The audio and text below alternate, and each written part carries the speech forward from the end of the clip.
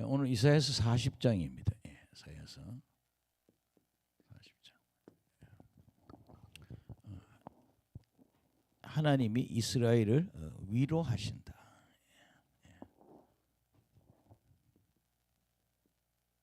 하나님이 이스라엘을 위로하신다.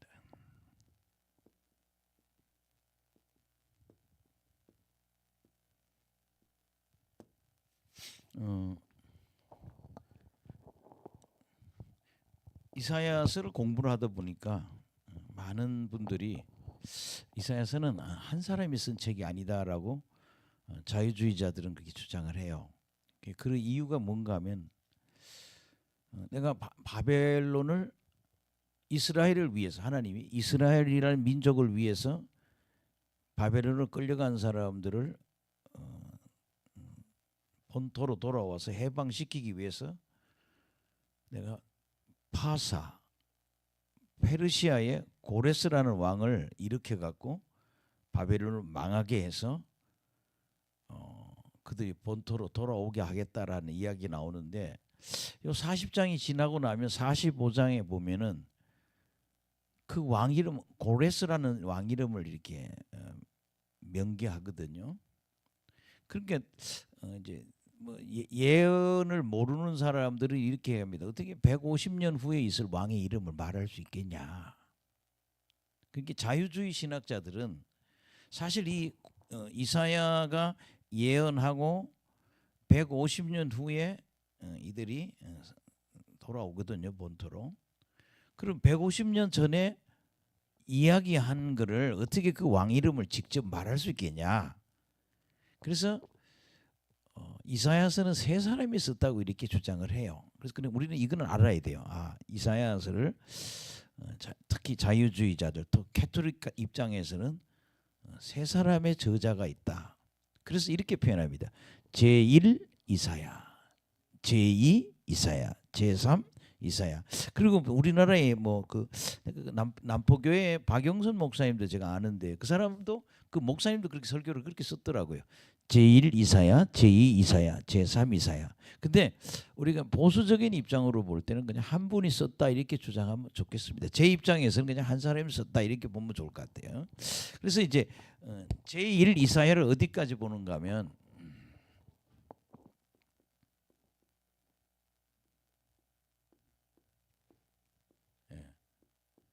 1장에서 39장까지.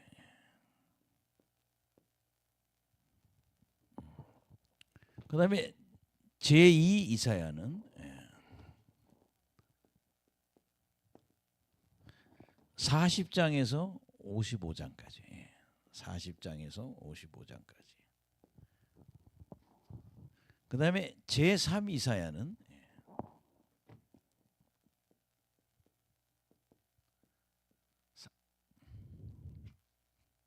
이사야 56장에서 66장까지 이렇게 분리되어 있어요. 그래서 어떤 목사님은 그냥 제1 이사야, 제2 이사야, 그냥 이걸 요 부분을 그냥 제2 이사야라고 보는 사람도 있고, 또 이렇게 좀 세분화하는 사람들은 이사야서는 세 사람이 썼을 것이다. 그래서 어떻게 보는가 하면 이사야는 아들이 둘 있잖아요. 그러니까 제일 앞에 부분은 뭐 아버지가 썼고 뒤에 부분은 아들이 쓰거나 이사야 학파가 썼을 거다 뭐 이렇게 주장하는데, 그냥 우리가 오늘 저녁에 알아야 될 거는 이렇게 일반적으로 이사야서를 몇 사람이 세 사람이 썼을 것이다 이렇게 주장하고 있어요. 근데 그거는 뭐 그렇게 그러나 제 입장에서는, 보수적인 입장에서는 저는 그냥 한 사람이 썼다 이렇게 말씀드리고 싶어요. 그럼 오늘 여기 40 바로 제2 이사야 시작인 바로 이 부분 아니에요. 제2 이사야가 40장부터 55장이니까 바로 그 부분. 그렇게 크게 이렇게 딱 두 부분, 이렇게 하나 이렇게 두 부분으로 나눈 사람도 있고, 또 어떤 사람은 요걸 몇 부분으로 세 부분으로 나누는 사람도 있다. 예. 그래서 오늘은 제가 이제 저도 설교를 하기 전에 이렇게 자꾸 읽어요. 이렇게 내용을. 근데 이렇게 내용을 읽는 거하고 설교를 또 준비해서 하는 거하고는 이게 어마어마한 차이가 있는 거예요. 그냥 읽을 때는 쉽죠. 그런데 설교를 하려면 어떻게 돼? 이거를 조직적으로 정리를 해야 되니까. 예. 그래서 여러분들이 꼭 알게 일반적으로 이사야서를 세 부분으로 나눈다. 예. 특히 가톨릭이나 그 뭐라고 그럴까 진보적인 목사님은 세 사람이 썼을 거다 이렇게 주장을 하고 그 오늘은 우리는 뭐야 한 사람이 썼을 것이다 이렇게 주장하고요. 예. 그다음에 이제 이런 이야기입니다. 오늘 이 이야기가 이사야 시대 때 누가 북이스라엘이 망해요. 아멘. 예. 북이스라엘이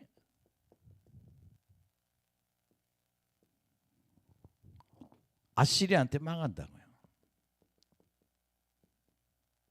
성경에는 아수르 그러죠.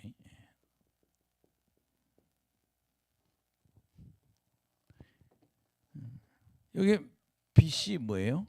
722년이래요. 남쪽 유다는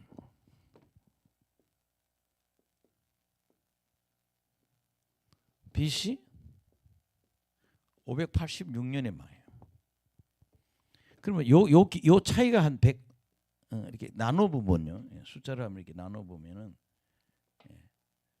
586을 빼면 되거든요. 586을 빼면 6이 나오고 12에서 8 빼니까 136년 정도 차이 나요. 그렇죠? 여기 빼면 6년, 그다음에 11에서 103. 그러니까 우리가 대충 그렇게죠. 여기 이제 하나 1년을 추가해야 되니까 수학 계산으로 따져 보면 약 140년 먼저 북쪽이 망하는 거예요. 근데 남쪽은 140년 후에 140년 후에 유다가 망하거든요. 북쪽 유다, 남쪽 유다는 누구예요? 바빌론에 의해서 망한다고요.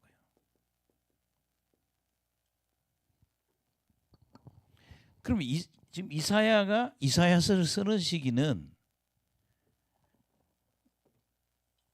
뭐 제가 볼 때는 북이스라엘이 망하는 뭐 요쯤 될 것 같아요. 그러니까 유다가 망한 걸 보지 못합니다.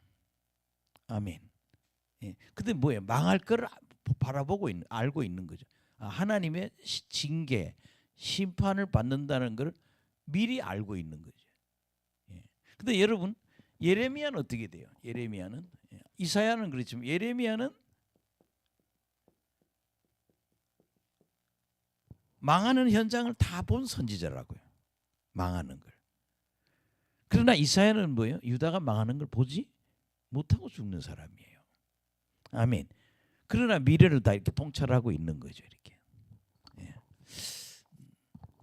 그런데 이사야는 이렇게 얘기를 하는 거예요. 요점 북이스라엘은 망하고 남유다는 아직 망하지 않고 있는 상태에서 미래를 보고 있는 거예요. 그러니까 북쪽은 망한 걸 봤어. 근데 북쪽이 망할 때 남쪽에 누가 있었어요? 히스기야라는 왕이 있잖아요. 히스기야는 안 망했단 말이야. 아시리아를 이겼단 말이에요. 이게. 그까지도 여러분 그때 누가 이사야가 같이 함께했단 말이에요. 그러나 유다가 망하는 걸 이사야는 못 봅니다. 근데 미래에 대해서 이사야는 얘기하고 있는 거죠. 그러면 이제 두 나라가 다 망했다는 것을 미래를 바라보면서 뭐 너희들은 앞으로 뭐 될 거다? 회복될 거다. 이걸 바라보는 거예요.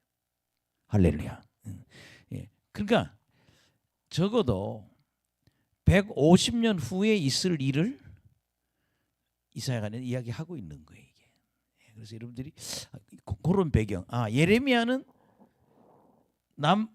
유다가 망하는 걸 다 보고 경험한 선지자고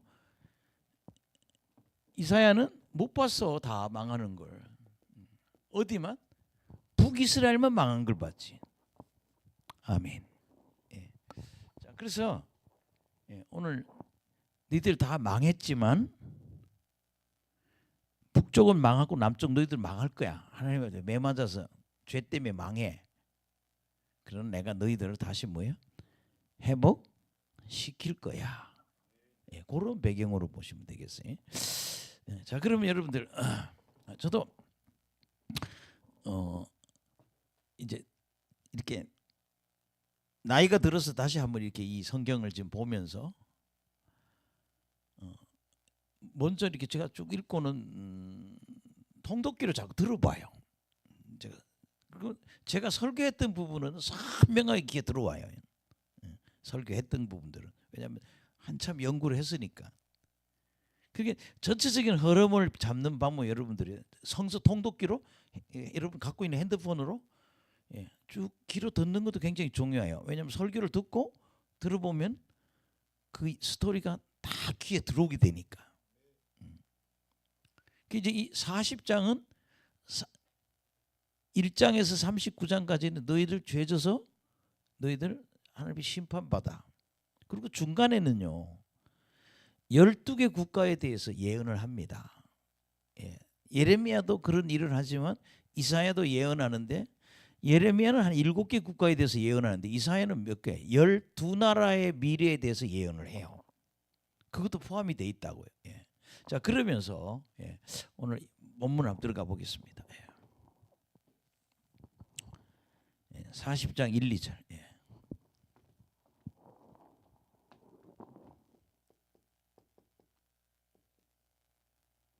위로하시는 하나님.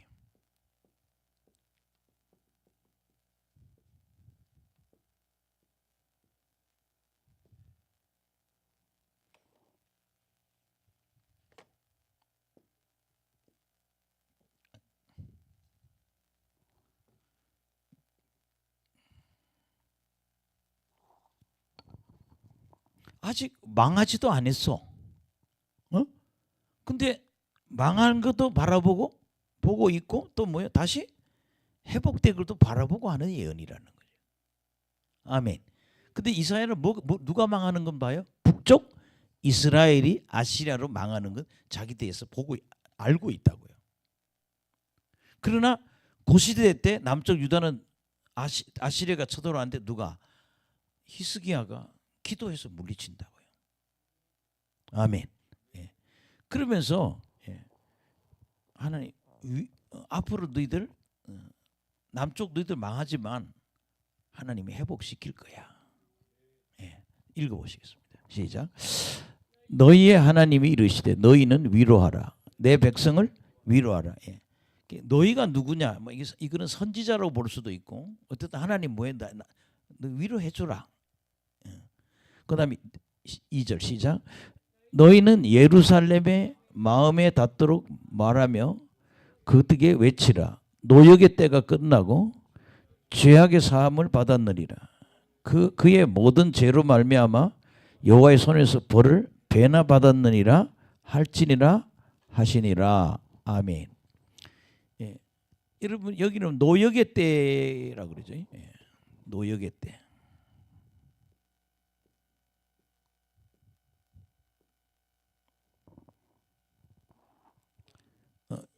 유다는 몇 년이죠? 70년.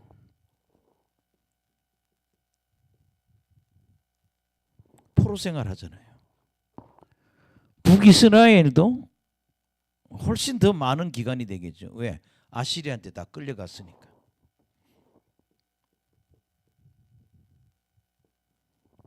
북이스라엘은 아시리한테 다 아수르 나라에 끌려가고 또 아수르의 사람들을 사마리아에 데려와서 뭐가 돼요? 혼혈이 돼버리잖아요. 피가 섞여버리잖아요. 막말로 잡종이 돼버리는 거예요. 유대인들이 혈통이 유지가 안 되는 거예요 지금. 그러니까 유다는 망해서 어디로 가요? 바빌론으로 가서 70년 가죠. 하나님이 뭐라는가 하면 너희의 노역의 때 그러니까 북쪽은 아시리아로 끌려갔고 남쪽은 유다는 바빌론으로 끌려가는 그 노역의 때. 그런데 그 죄악을 용서받았다 그래.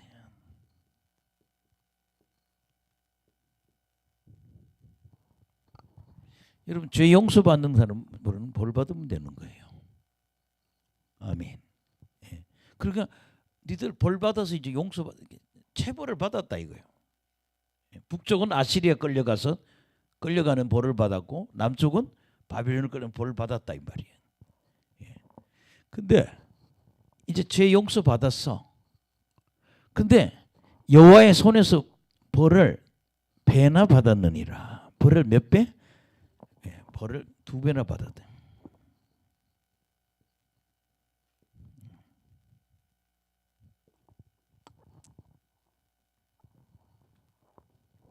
그래서 우리가 하나 알아야 될 거는요.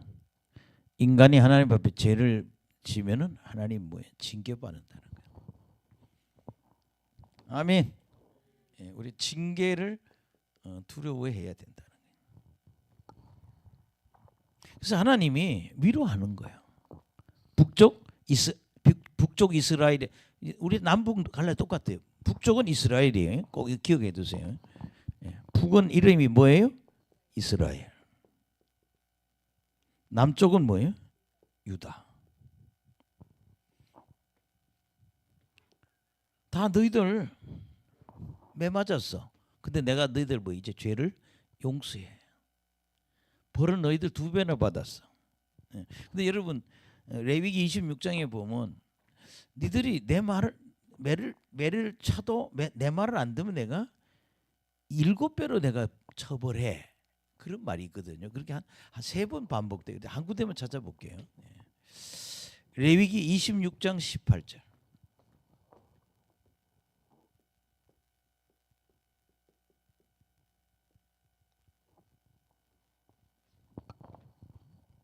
시작. 또 만일 너희가 그렇게까지 되어도 내게 청종하지 아니하면 너희의 죄로 말며 내가 너희를 7배나 더 징벌하리라. 이게 레위기에 보면 하나님이 말 안 들으면 징계하면 몇 배로? 7배로 징계. 26장에 이런 말이 몇 번 여러 번 반복이 된단 말이에요. 근데 여기는 그냥 배로 처벌을 받았다. 근데 하나님 뭐예요? 내가 너희를 위로한다. 할렐루야. 그렇게 하나님은 자기 백성을, 이게 뭐 어머니의 마음과 같죠. 네. 우리가 애들을 때려보면 부모들이 이런 얘기를 해요. 왜 쟤는 부모가 때리면 잘못했어요 소리를 안 한다는 거예요. 그건 뒤지기 맞는 거야. 빨리 잘못했어 소리 하라 해도 안 해. 그럼 뭐 할 때까지 패잖아요. 7배를 맞는겨. 근데 잘못했어요 하면 그게 끝나는 거예요. 잘못했어요 나 앞으로 안 할게. 그러면 되거든요. 예. 그러니까 계속 나 잘못했어요 안 하니까 뭐 7배 팬다는 거예요 하나님이. 그러나 그렇게 너희들이 지금 그러니까 하나님 뭐예요? 죄를 지으면 하나님이 징계를 하시고 벌을 하신다는 거예요. 예. 그 여러분 잘 드세요. 우리 인생들을 쭉 돌려보면요, 예. 다 사람은 매 맞고 살아야 하나님한테. 아멘. 예. 이런 거잖아요. 저는 이런 분도 봤어요. 예. 제가 학교 선생할 때 서울역 앞에서 굉장히 큰 산부인과를 하고 있는 의사 선생님이 있어요. 나는 뭐 의사 선생님 가수면 다 행복할 줄 알았어요. 네. 근데 그 의사 선생님 딸은 사고로 죽는단 말이에요. 우리 요 근처에 대방동에 유명한 병원이 하나 있습니다. 제가 그 병원도 오래 다녔는데 그 원장님은 기독교인이에요. 병원이 2개 있어요. 광명시에 큰 종합병원이 있고 똑같은 이름이에요. 또 대방동에도 있고. 그 의사 선생님이 어떻게 성공했냐 그랬더니 병원에 사모님이 병원에 있는 그 주사기, 붕대 이런 관리를 누가 사모님 직접 하신 거예요. 그래서 손실을 최소 줄여서 병원을 2개나 큰 거래. 근데 그 장로님이 고백을 해놨어요. 우리 아들이 대학교를 갔는데 서클에 들어가고 뭐 그랬는데 하여튼 대학생 생활을 하다가 아들이 자살해 죽었다는. 그 여러분 보면 그래요. 돈 많은 부자라고 이렇게 보면은요, 그 삶 속에서도 뭐예요? 하나님의 징계가 있는 거예요. 그래서 제가 어떤 사람 기도해 주러 간 적이 있어요. 노량진의 유명한 국어 강사예요. 국어 참고서 저자예요. 그 집에 직접 갔어요. 어마어마한 부자예요. 그분이 그랬어요. 국회의원 나올 거라고. 근데 딸이 있어요. 딸 때문에 제가 갔어요. 딸이 갔는데 딸이 그 성가대에 있는 연하의 남자하고 연애를 했던 것 같아요. 난 내가 아버지라면 둘이 결혼하게 두는데 아버지가 팬 거예요. 어린 놈하고 연애했다고. 근데 얘가 맞다 어떻게 돼요? 미쳐버린 거예요. 그 제가 가니까 이런 잡지를 껴안고 그 잡지에 그 아기 분유 선전하는 책 있잖아요. 그걸 보는 그 아기가 내 아이라고 막 안고 돌아가 있는. 그래서 내가 유명한 사람들, 돈 많이 버는 사람들 가정에 이렇게 다 들어가 보면요, 다 심각한 매를 맞는 흔적들이 다 있어요. 인간은 하나님의 매 맞고 산다는 거. 나만 불행하지 않아요. 사람들은 다 뭐요? 살아가면서 하나님의 징계를 받고. 근데 하나님 위로한다는 거예요. 니들 말 안 들어서 한쪽에는 아시리아, 한쪽에는 바빌론 끌려갔었는데 내가 너희들 위로한다. 왜? 벌 받았으니까. 할렐루야. 예. 그다음에 이제 오늘 제일 중요한 설교입니다. 그 3절에서 11절.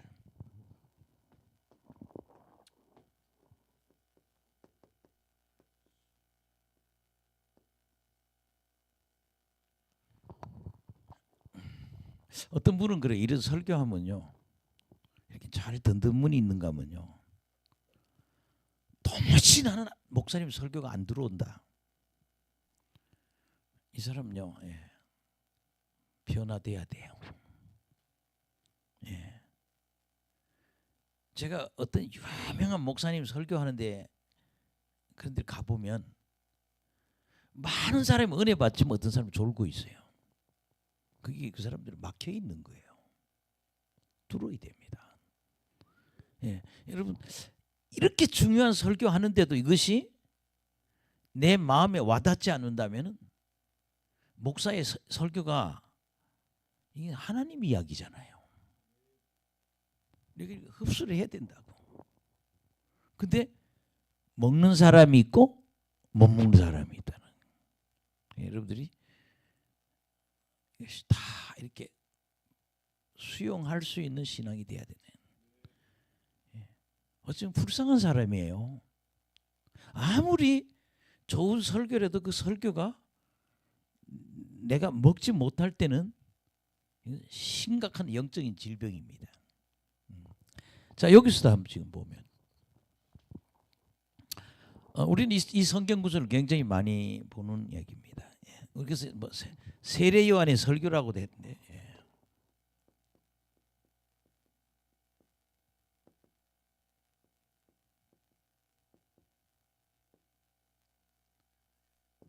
이렇게 붙이기도 해요. 근데 이 얘기예요. 이 아시리아로 끌려가고 바빌론으로 끌려간 사람들을 하나님 직접 가서 끌고 온다 이 소리예요. 이 얘기가. 근데 이 이야기를 시작에서는 뭔가 하면요, 예수님이 오시는 걸 예언으로 이렇게 말하고 있거든요. 예언이 뭐예요? 두 개가 중복되는 거예요. 아시리아로 바벨론으로 끌려갔던 사람들을 하나님 뭐예요? 직접 내가 끌고 온다는 얘기입니다. 바벨론과 아시리아에서. 하나님 봐라. 이런 이야기거든요. 근데 이걸 또 하나의 예언으로는 뭐예요? 세례 요한이 예수님 오시는 길을 준비하는 예언으로 사용하고 있어요. 다 맞습니다. 아멘. 굉장히 어려운 이야기지만. 자, 그럼 3절 한번 보시겠어요. 시작. 외치는 자의 소리 이르되 너희는 광야에서 여호와의 길을 예비하라. 사막에서 우리 하나님의 대로를 평탄케 하라. 그 여러분 외치는 자의 소리는 누군지 몰라. 그런데 많은 예언자들이라고요. 그 중에 누가 세례 요한이 포함되는 거죠. 세례 요한의 이름은 소리예요.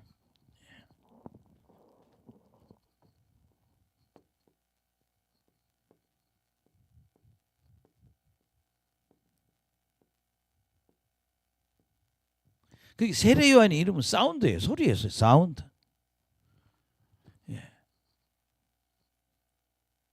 너는 광야에서 여호와의 길을 예비하라. 하나님 여호와의 길.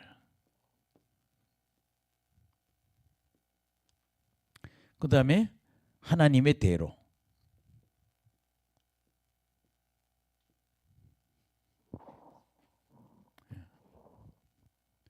여기는 예비하라. 평탄케 하라.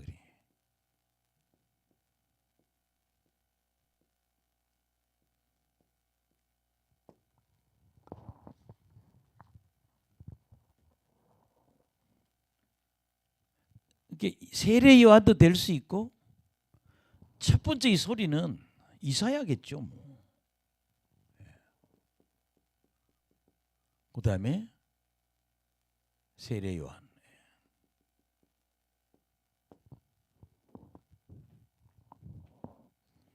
그게 이런 거예요. 바벨론 혹은 아시리아를 끌려갔던 사람들을 하나님이 뭐예요? 지나가시도록 길을 닦으라는 거예요. 아멘. 그 다음에 여러분들 4절 시작. 골짜기마다 도두어지며 산마다 언덕마다 낮아지며 고르지 못한 곳이 평탄하게 되며 험한 곳이 평지가 될 것이야. 이제 도로를 닦으니까 여기는 골짜기도 나오고. 두 번째는 뭐예요? 산이죠. 그다음에 세 번째는 고르지 아니한 곳.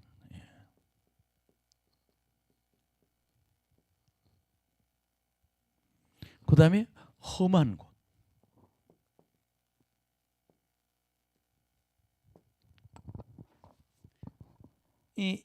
이것이 정리가 돼야 길이 될 거 아니에요. 아멘. 세례 요한은 요거를 인간의 마음으로, 누가복음 인간의 마음으로 보는 거예요. 골짜기 마음의 상처를 깊이 입은 사람. 산이라고 하는 건 교만한 사람 아니에요. 또 하여튼 고르지 않은 거, 이거 뭐 인간의 마음의 상태라고요. 여러분 이런 마음은 뭐예요? 회개해야 풀어지지 않겠어요? 이거 회개해야 돼요.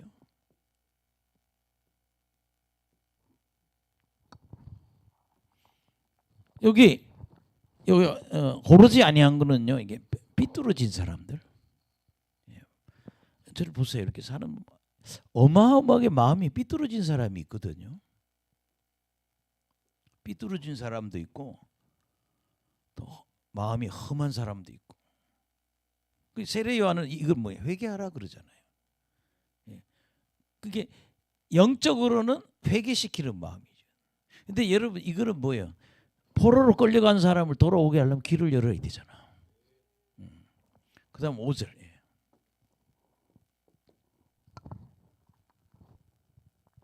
시작. 여호와의 영광이 나타나고 모든 육체가 그것을 함께 보리라. 이는 여호와의 입이 말씀하시느니라. 여호와의 영광.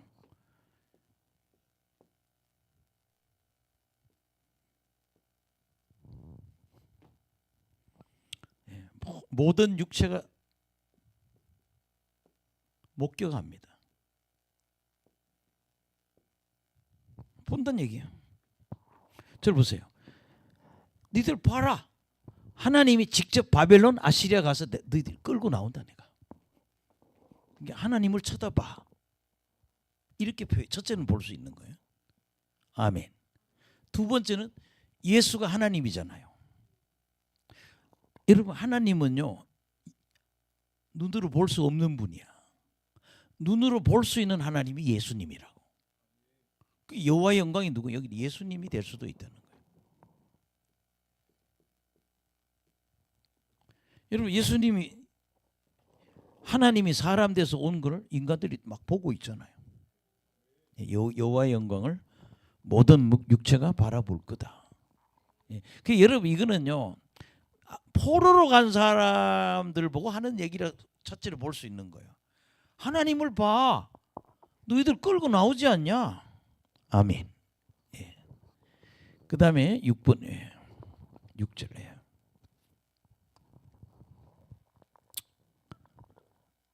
시작. 말하는 자의 소리여 이르되 외치라. 대답하되 내가 무엇이라 외치리까니. 이르되 모든 육체는 풀이요 그의 모든 아름다움은 들의 꽃과 같으니. 풀은 마르고 꽃은 시들면 여호와의 기운이 그 위에 불미라. 이 백성은 실로 풀이로다. 풀은 마르고 꽃은 시드나 우리 하나님 말씀은 영원히 서리라 하라. 아멘.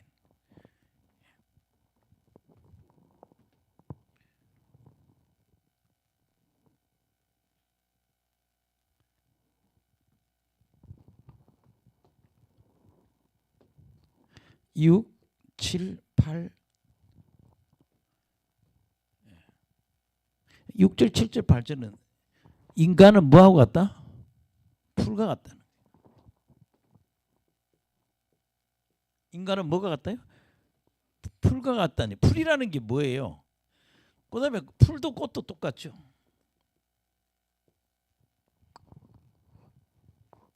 뭐 우리가 이렇게 한번 보세요.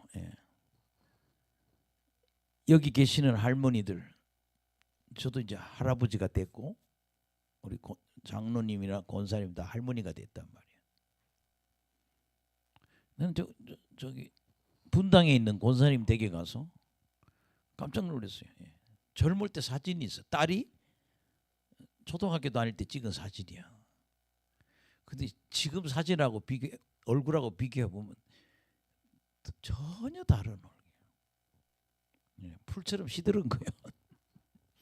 여기 계시는 할머니들, 여기 계시는 여성들 20살 때 그때 얼마나 아름다웠어요.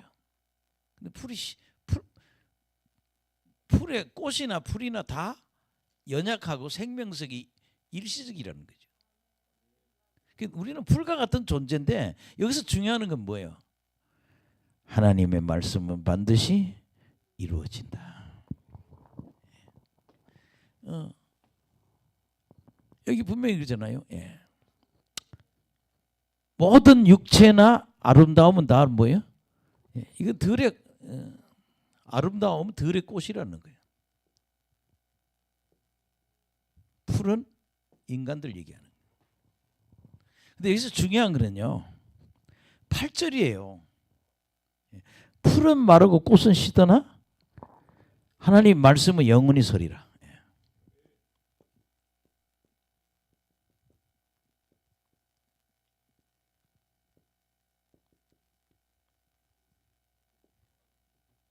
저 보세요. 이 얘기는 뭐냐?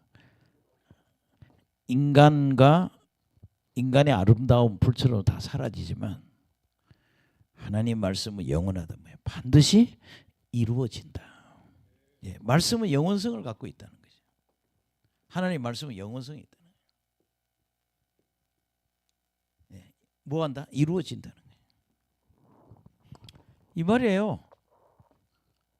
니들 포로로 가서 돌아온다는 말 여러분 생각해 봐요.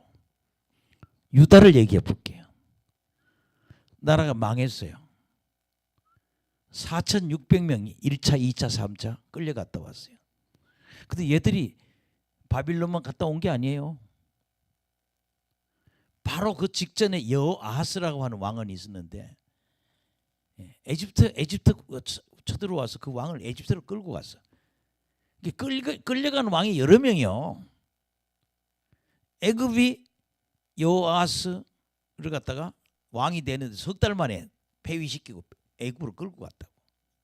전란이 이게 끝난 게 아니라 바벨론이 에집트에서 한번 공격받고 바빌론으로 1차, 2차, 3차 네 번의 전란을 겪는다고요. 여러분 전란 겪고 가서 70년 살다가 1500km나 떨어진 곳에 가서 70년은 말이에요. 돌아온다는 건요. 어려운 얘기예요. 하나님은 이루신다. 아멘. 나라가 망해서 바벨론 가서 70년 있다가 오는데 이게 사람은 할 수 없다는 거예요. 그런데 하나님은 한다는 거예요. 하나님 말씀은 반드시 왜 하나님의 말씀은 영원히 서리라는 건 하나님 하신 말씀은 이루어진다는 얘기예요. 아멘. 9절 한번 보시겠어요? 오늘 3절에서 11절 말에 집중할게요.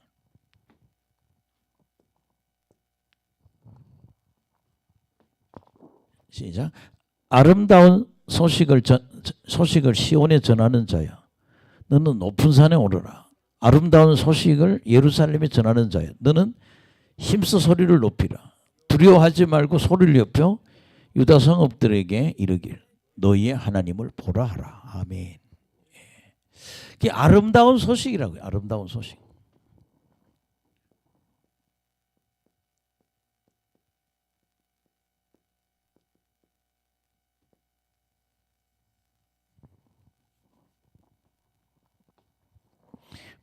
인천에 아름다운 교회가 있다고 그래요. 아름다운 교회. 이 남의 돈을 가지고 도망한 여자가 아름다운 교회 갔어. 이 사람은 교회 다니는 사람이야. 교회를 왜 가겠어요? 기도를 왜 가요? 안 잡혀가거든. 여관이나 호텔에 가면 잡히거든. 왜? 옛날에는 뭐 여관에 자면 꼭 경찰이 밤에 오잖아요. 조사를 한단 말이에요. 그게 이걸 아는 여자가 어디로? 아름다운 교회를 갔어. 근데 목사님이 새벽에 일어나서 새벽 기도를 하는데 같이 새벽 기도를 하는데 설교가 너무 우는 거야. 하나님 나 교회 좀 하나 달라고. 나 교회 좀 달라고. 나 교회가 없다고. 언제까지 내가 이렇게 이런 건물에서 목회를 하겠냐고. 근데 그 도망 나온 여자가 들어보니까 너무 불쌍한 거야. 그 하나님 뭐라 그러세요? 사람을 이용하신다. 아멘. 그래서 이 사람이 교회 지으라고 돈 일부를 띄워준 거야. 목사님 설교를 듣고 기도 소리를 듣고 너무 불쌍해가지고 목사님 이 돈으로 교회 하나 사라고. 그 교회가 인천에 아름다운 교회가 있대. 나도 어디 있는지는 몰라. 어느 목사님이 새벽 기도하다가 진짜 아름다운 소식을 들었어. 이거 교회 지으라고. 새벽 기도할 때 좀 구슬프게 기도해요. 하나님이 또 어떻게 역사할지 모르니까. 이 아름다운 소식은 바벨론에서 돌아온다는 얘기입니다. 아시리아에서 돌아온다. 세례 요한의 소식은 뭐예요? 복음입니다. 예수의 복음이에요. 이게 아름다운 소식 첫째는 뭐예요?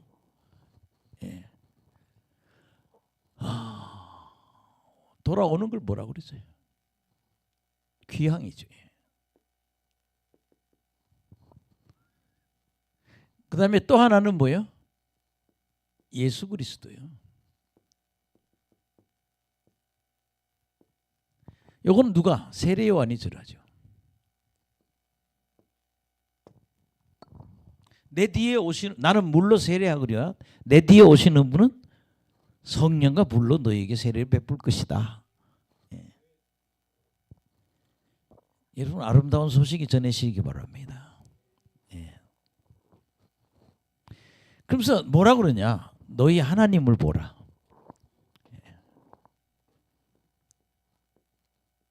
너희 누굴 보라? 하나님을 보라. 이거예요. 너희 하나님 보라는 게 기쁜 소식이야. 아름다운 소식이야. 그게 예수님이고 포로로 끌려간 사람들을 끌고 오시는 그 하나님. 여러분 상상을 해보세요. 나라가 망하고 4,600명이 끌려갔어. 1차, 2차, 3차로. 그리고 그 세대는 다 버림받은 거예요. 그 사람들이 몇 년 만에 70년 만에 돌아오잖아요. 무슨 소식? 아름다운 소식이야. 니들 돌아온다.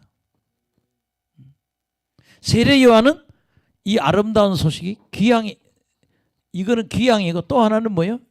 예수님 오신다는 얘기죠. 예수님을 얘기하는. 아멘. 그다음에 10절.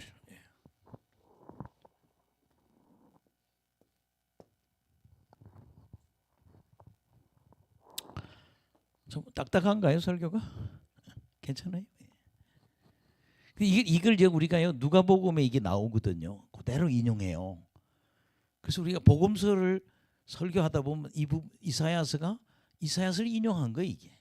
예, 한번 봅시다. 예. 10절 시작. 보라, 주 여호와께서 장차 강한 자로 임하실 것이요 친히 그의 팔로 다스릴 것이라. 보라, 상급이 그에 있고 보응이 그의 앞에 있으며. 아멘. 이제 복음의, 그게 율법 시대가 복음의 시대로 오잖아요. 그 복음 시대 누가? 메시아가 예수님 끌고 가잖아요. 예. 예수님은 강한 자예요.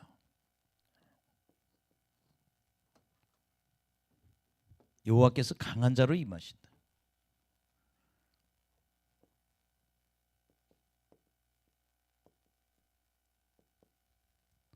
팔이라고 하는 거는요, 예, 능력이에요. 그의 팔로, 그의 능력으로 통치한다.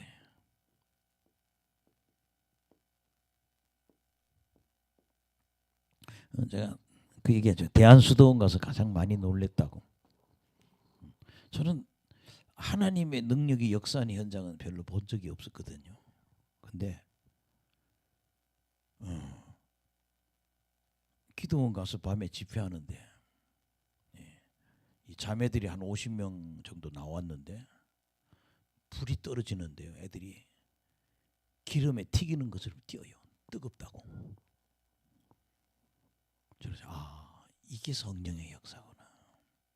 말로만 듣던 성령이 막 이 아가씨들이 성령이 불이 떨어지니까 막 이 기도원 이 마루를 막 떼굴떼굴 구르는 거예요. 하나님 능력이 이런 거구나. 여러분, 분명히 교회가요, 메마른 교회도 있지만 하나님이 역사하는 교회도 있다고요. 하나님은 능력으로 역사하십니다. 예. 내가 능력으로 너희들 통치하는데, 예, 잘 하는 데는 사람에게는 상급을 준다 그러잖아요. 그 다음에 잘못하는 사람에게는 뭐가 있다? 보응이 있다는 거예요. 따라합시다. 상급, 보응. 예. 이제 메시아가 오시는데, 혹은 하나님이 해방시키는데 능력으로 역사한다는 거예요. 근데 상급도 받지만 징계도 받는다는 거예요. 아멘. 여러분, 구약이나 신약이나 그렇잖아요. 예. 포로기 돌아와서도 하나님이 상급이 있고 보응이 있고, 신약에서도 그러잖아요. 교회 안에서도 그러잖아요. 제가 아까 그 얘기를 했잖아요. 그렇게 산부인과 대한민국 1등으로 하는데 딸이 그렇게 문제가 있고, 광명시에 그렇게 큰, 광명시하고 저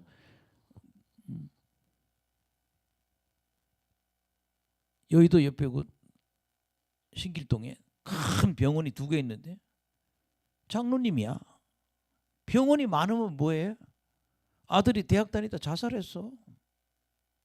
그래서 야, 저렇게 복을 받는 중에도 또 저렇게 징계를 받는 부분이 있구나. 여러분 그러잖아요. 뭐 재벌들 보세요. 삼성 재벌이 재벌 보면 그러잖아요. 다 이혼하고 난리잖아요. 내가 아는 분이 요새 얼마 전에 만났는데 재혼을 못해. 왜 재혼을 못하는 게 재산 때문에 못한다는 거예요. 그래서 그때요, 그 배우자 보고 한 달에 내가 500만 원 줄 테니까 그거 받고 그냥 살아라고. 그런데 혼인신고는 하지 말자고. 그러니까 여자가 내가 미쳤니? 혼인신고 안 하고 그냥 뭐야, 한 달에 500만 받고 살아라는 거예요. 생활비 받고 그냥.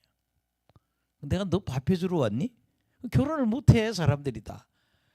그게 사람들이 가정이 깨지는 거예요. 그러니까 참 우리는 이 땅의 삶이 상도 받고 징계도 받고 사는 거예요.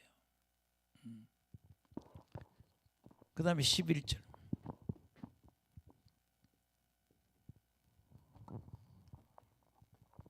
시작. 그는 목자같이 양떼를 먹이시며 어린 양을 그의 팔로 모아 품에 안으시며 젖먹이는 암컷들을 온순히 인도하시라. 이 말은 뭐예요? 예. 하나님이 목자의 역할을 한다.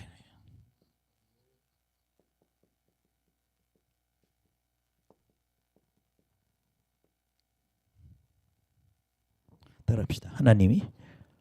하나님이 목자의 역할을 하신다. 목자의 역할을 한다. 예.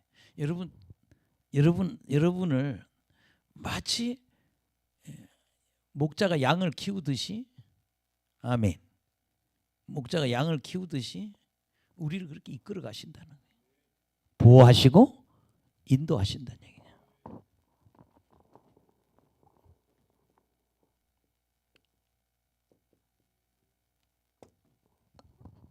그래서 여러분들 이 40장 3절에서 11절은 굉장히 중요한 구절이에요. 어디에? 신약에서 인용하고 있다. 아멘. 예, 신약에서 이거 그대로 인용하고 있어요. 신약에서. 특히 어디에? 누가복음에서 말이에요. 이사야서 그냥 갖다 놨단 말이에요. 예. 그게 여기서 아주 중요한 거는 하나님이 포로로 끌려간 사람들을 직접 하나님이 나서서 끌고 온다 이 소리고, 또 하나는 누가? 예수님의 오심을 예언하는 것, 두 가지를 설명하고 있다는 거예요. 그러나 복음서에는 이 구절을 뭘로? 메시아 예수님이 오시는 것을 예언하는 구절로 보고 있다는 거죠. 예수님 오심에 대한 예언이라는 거예요. 그래서 그렇게 중요하다. 여러분 위로 받으시기 바랍니다. 하나님 무슨 하나님? 위로하시는 하나님. 그러나 하도 우리가 삐뚤어 가면 공의를 베풀잖아. 징계를 하신다는 거예요. 그러나 2배, 3배, 7배까지 벌을 받지만 하나님은 부모의 마음으로 징계를 한다는 거예요. 그래서 위로를 받으라. 그리고 세례 요한은 이 하나님이 오시는 길을 예비해라. 이거를 설명하고 있는 거죠. 하나님이 직접 포로로 끌려갔던 아시리아나 혹은 바벨론을 끌려간 사람을 직접 하나님이 나타나서 끌고 오신다. 이걸 예언한 겁니다. 나머지는요 제목만 얘기하고 마무리하겠습니다. 왜냐하면 이게 다 하기에는요 뭐 신학교보다 더 상세하게 설명이 그럴 만한 우리 저게 안 되니까. 12절에서 17절.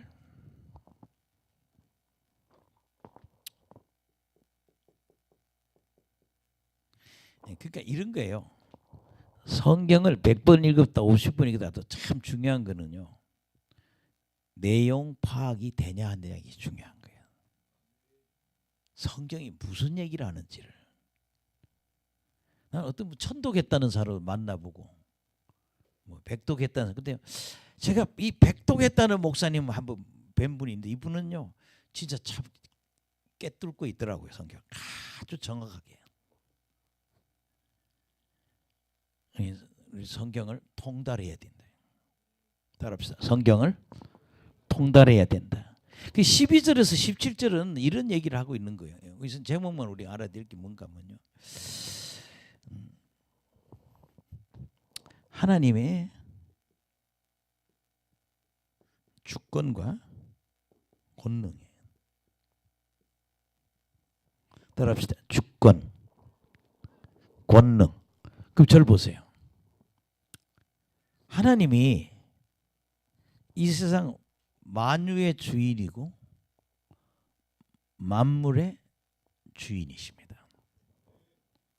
우리 영혼의 주인이 되시는. 그리고 그분은 어마어마한 권능을 갖고 계시다는 거예요. 그래서 시간이 나면 요까지는 한번 읽어볼 생각이에요. 하나님의 주권과 권능을 설명해 주고 있는 거예요. 그 다음에 16절에서 27절.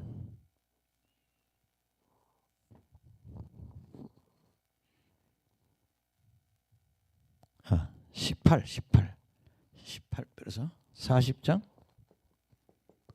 18절에서 27절.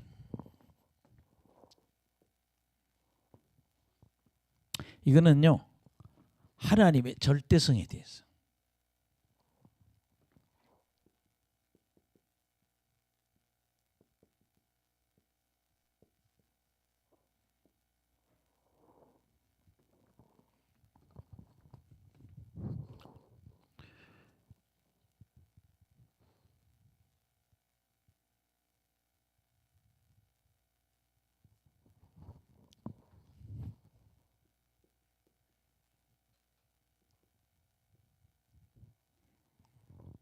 여러분 저 좀 보세요. 이게 절대성이라는 얘기는 뭔가 하면요. 따라합시다. 하나님의 절대성. 예, 그게 어떤 것과 비교할 수도 없고 상대할 수 없는 존재라는 거죠. 하나님의 절대성이 뭐예요? 그럼 어떤 것도 비교도 안 돼. 비교할 수 없는 분이라는 거예요. 또 이분은 누구하고도 상대가 안 되는 분이라는 거예요. 우리 싸우면 그러죠. 네가 나하고 상대가 돼? 뭐 그러죠. 비교할 수도 없고 상대할 수도 없는 그런 존재에 계시는 분, 존재로 계시는 분. 그걸 설명한 거예요. 말은 어렵지만 하나님은 절대성을 갖고 계시는 분이다. 아무도 상대할 수도 없고 비교할 수 없이 높은 분이라는 거죠. 그 다음에 28절에서 31절.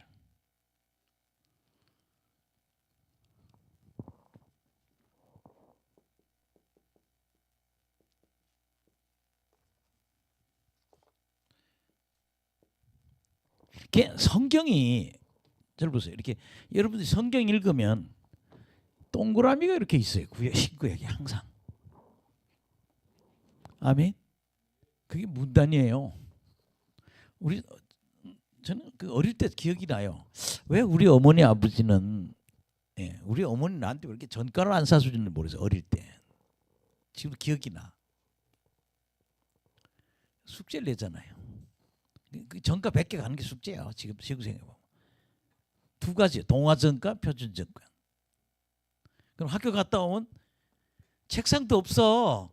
그거 펴놓고 쭉 뻗어가지고 연필로 선생님 준 단어 한 20개를 다 설명하는 거예요.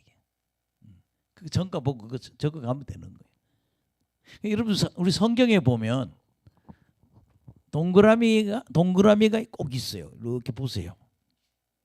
동그라미에서 동그라미가 문단이에요. 중요한 거는 그 내용이 뭐를 성경은 굉장히 조직적이에요. 공부를 해보면.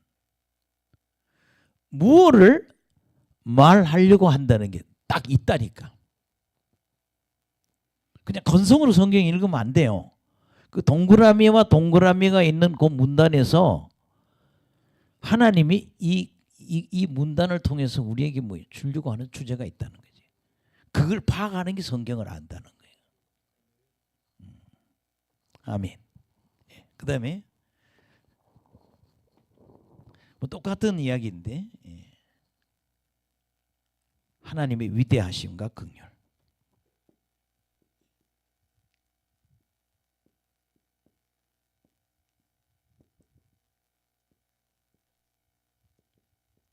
따라합시다. 하나님의 위대하심과 긍휼. 근데 이 부분은요, 부흥 강사들이 하도 많이 써먹어서 우리 기억이 나. 할렐루야. 우리가 60년대 70년대 산에 가든지 제가 기억이 나요. 지금 옛날에 하늘산 기도원을 갔는데 기억나는 게 본당이 있고 주변에 방이 많아. 솥을 걸어놓고 밥을 해먹은 게 기억이 나요. 그것도 빼기 좋아야 돼. 빨리 가서 신청해야 방 하나 얻는겨. 솥에다 밥을 해서 밥을 먹어가면서 새벽 기도, 아침 기도, 오후 기도, 밤 기도 예배를 몇 번? 4배를 드리는 거예요. 4번. 지금 보면 참 신기하다. 안 그러면 밥 사 먹어야 돼요. 그때 부흥에 가서 병이에요. 하나님 위대하시다. 그래서 우리에게 뭐예요? 긍휼을 베푸신다. 따라합시다. 위대하신 하나님. 그리고 요 지금요. 요거 끝에 하고 시간 나면 요거 한번 읽는 걸로 끝나겠습니다. 이걸 설명하기 너무나 힘들고 그리고 이 내용을 읽다가 아유 머리가 너무 아파하면은요. 쉬운 성경이나 세번역을 참고해야 돼요. 왜냐하면 개역 성경이나 이 성경들은 70년, 80년 전의 국어예요. 그러니까 우리한테도 안 맞아요. 나한테도. 우리 젊은 사람들이 모릅니다. 이런 단어. 뭐 연세대학교에서 이런 얘기 했다고 그래요. 헌화가 뭐냐고. 헌화.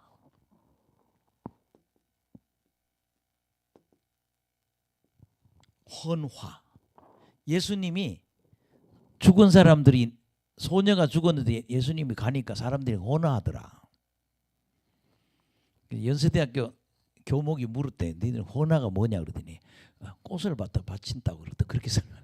근데 이 헌화는요 이게 우리 한자에도 없어요. 일본 사람들이 쓰는 한자예요 이게. 시끄럽다 이 말이에요. 우리가 안 쓰는 국어가 그렇게 많다는 거죠. 그냥 시끄럽다 그러면 되지 뭘 헌화란 말을 쓰냐고. 막 떠들고 있었다 이 말이야. 이게 그런 게 많다는 거죠. 따라합시다. 하나님은 위대하시다. 아멘. 자 이제 빨리 끝내야 되니까 마지막 절 28절 이런 거요. 하나님이 힘 주시면 할 수 있다. 여러분 보세요. 우리가 얼마나 연약해요. 날 봐요. 우리 정말 연약합니다. 근데 뭐라 했어요? 하나님이 힘 주시면 독수리처럼 강해지고 솟아오르고. 그게 인간은요. 이 육체는 약합니다. 하나님이 성령의 능력 주면 해낼 수 있다. 그게 우리 인간들이 하나님 내 힘으로 하는 게 없어요. 하나님이 일을 하는 거지. 여기 와서 뭐 비실비실 한다 그러더요.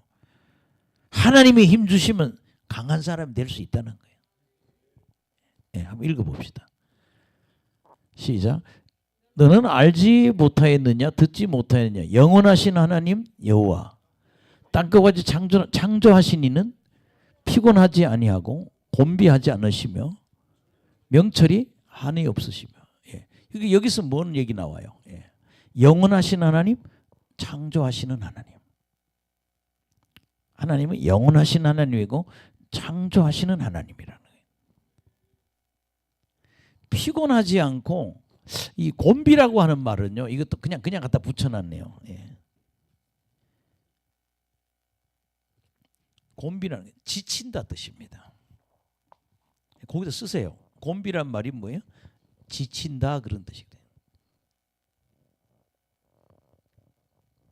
그게 우리가 안 쓰는 단어라니까. 요새 곤비하다는 소리 누가 써요? 아무도 안 쓰는데. 지친다 그러니. 그럼 여기 읽으죠. 영원하신 하나님, 창조하신 하나님, 피곤하지 않으면서 지치 않으면서 명철이 한이 없는 하나님이라는 거예요. 아멘. 그 다음에 29절 시작. 피곤한 자에게 능력을 주시며 무능한 자에게 힘을 더. 하나님은요 피곤한 자와 능력 주고 무능한 자에게 힘을 주는 긍휼하신 하나님이라는 거예요. 저는 제가 그런 생각을 해요. 우리가 여기 멤버가 한 2,500명 정도까지 멤버로 매주마다 사람이 막 꽉꽉 차던 그런 집회를 했는데 영등포에서 신학교 하던 목사님이 여기까지 왔어요.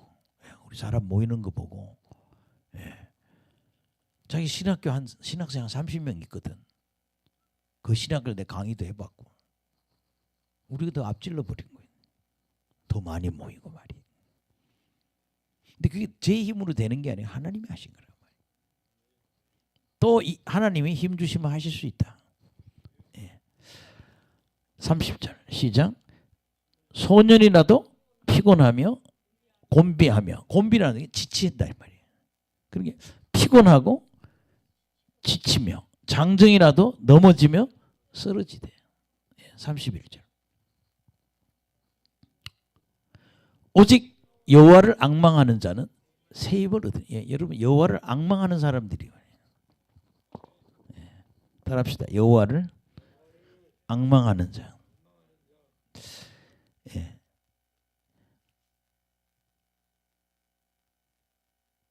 앙망하는 소망으로 삼는 자 이런 뜻이에요. 여호와에게 소망을 두는 자 이런 뜻이에요. 앙망이 뭐냐? 하나님께 소망을 둔다 이런 뜻이에요. 거기다 써놓으세요. 앙망한다니 뭐냐? 하나님을 소망하는 사람.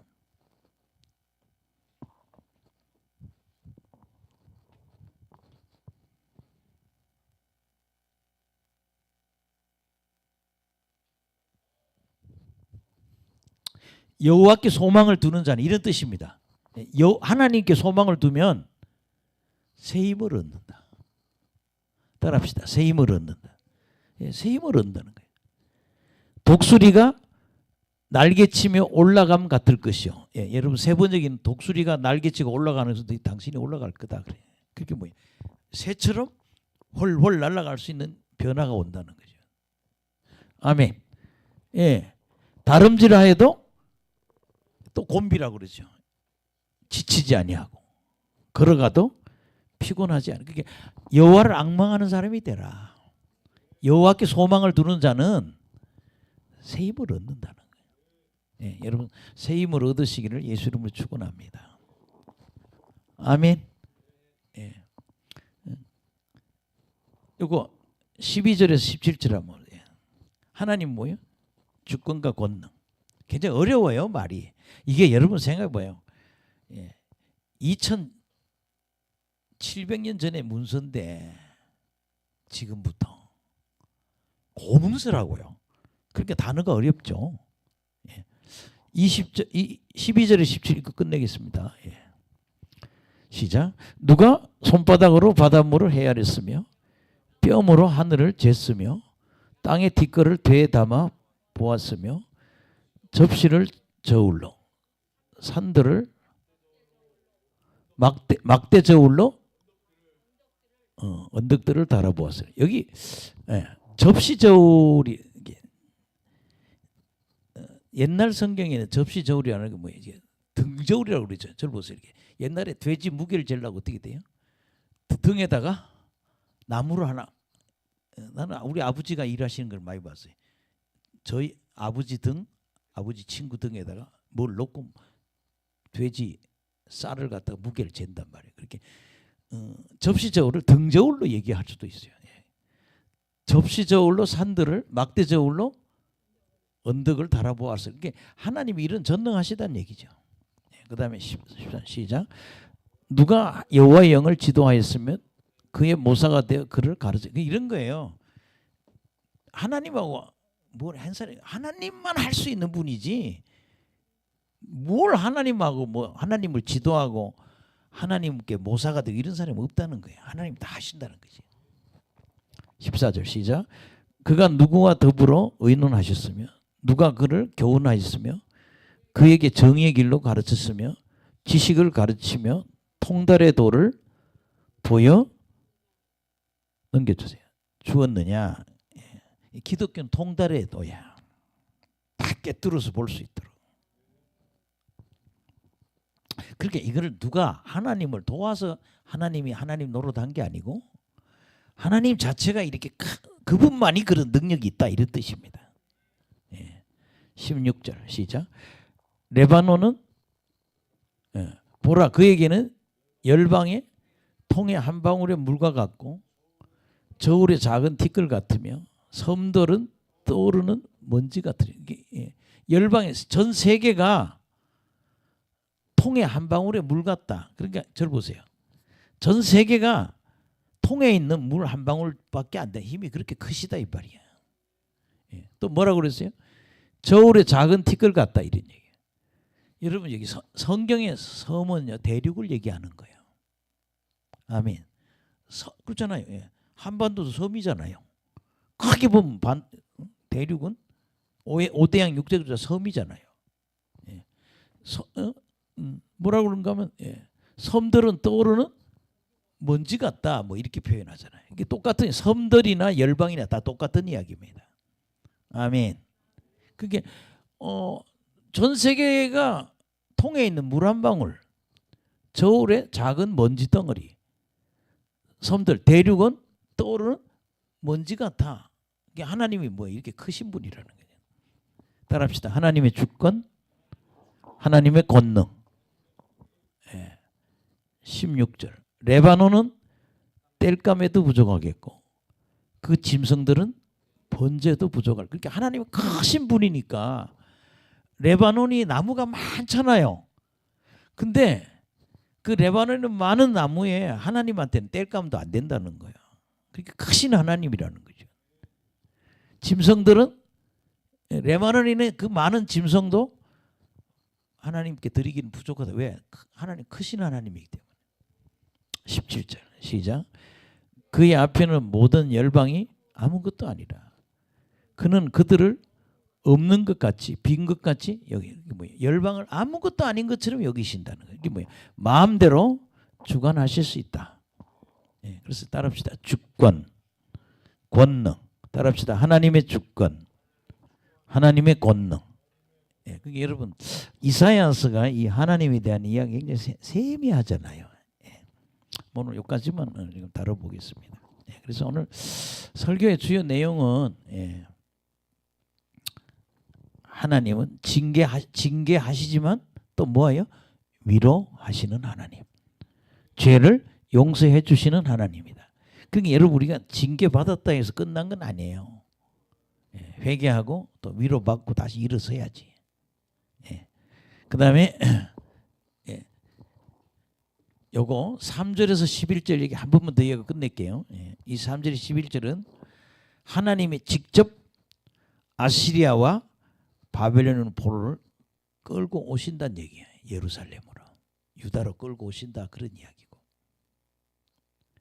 또 하나는 세례 요한을 통해서 예수님이 오시는 길을 예언하는 거다. 이게 두 가지 예언이 겹쳐 있다는 걸 아시면 좋겠어요. 아멘. 그래서 저는 그렇죠. 하나님, 저는 이렇게 봅니다. 하나님 크신 분이다. 따라합시다. 하나님은 크신 분이다. 전지하고 전능하신 분이다. 그러니까 다 알고 뭐든지 하실 수 있는 분이라는 거죠. 그러니까 이걸 통해서 뭐예요? 직선거리 700km, 실제 거리는 이렇게 가니까 1500km 떨어져서 포로로 끌려갔던 바벨론을 포로갔던 유다, 또 그렇게 멀리 갔던 아시리아로 끌려갔던 이스라엘. 그분은 전능하시기 때문에 그들을 직접 가서 끌고 귀향 되돌아올 수 있게 하시는 하나님이라는 거예요. 그럼 이런 거죠. 우리 문제 해결하실 수 있다. 따라합시다. 하나님은 내 문제를 해결하실 수 있는 분이다. 이래야 이렇게 믿어야 뭐 기도할 거 아니에요. 그죠? 저 그렇잖아요. 옛날에 기도 안수기도 받으러 갔는데 결혼한 지 12년 만에 아기를 낳았더라고요. 근데 어느 목사님 얘기 들으면 뭐 결혼하는데 15년 만에 또 애를 낳았다고 그러더니 낳지 말아야지. 15년 만에 아기를 낳았다는 거예요. 그러니까 하나님은 전능하시다. 그러니까 여러분도 정말 하나님 의지하시기 바랍니다. 아멘. 그래서 이사야서가 몇 이사야서? 제1, 제2, 제3 이사야로 보기도 한다. 근데 우리 지금 저나 여러분들은 그냥 제1 이사야가 다 썼다 이렇게 보는 입장이고, 그래서 제1, 제2, 제2 이사야가 다 각각 다르다는 거죠. 우리 좀 기도하고. 하나님 감사합니다. 이사야서 40장을 통해서 깨닫게 하심을 진심으로 감사드립니다. 하나님 정말 하나님 우리를 사랑해서 징계했지만 그분은 우리를 위로하시는 분이라는 걸 깨달았습니다.